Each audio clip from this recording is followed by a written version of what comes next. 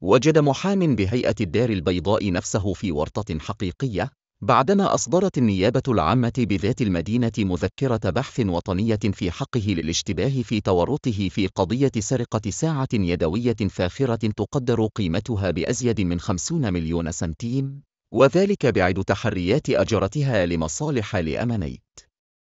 واقعة السرقة حدثت داخل منتجع رياضي وسياحي معروف بكورنيش عين الذياب، والذي يعتبر من زبنائه الدائمين، حيث ترك رجل أعمال ثري ساعته الرولكس داخل حقيبته الرياضية في مستودع الملابس بالقاعة الرياضية، لاستغل المحامي لشاب الفرصة آخذ إياها ومغادر المكان بسرعة وبشكل عادي.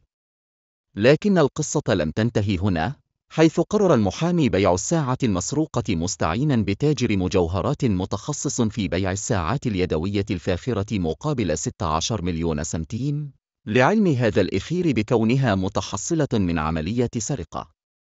هذا وأسفرت الأبحاث عن اعتقال شخصين بحيازة الساعة المسروقة، بعدما تفطن أحد المشترين إلى كون الساعة تعود إلى صديقه ليقوم فورا بإبلاغ المصالح الأمنية.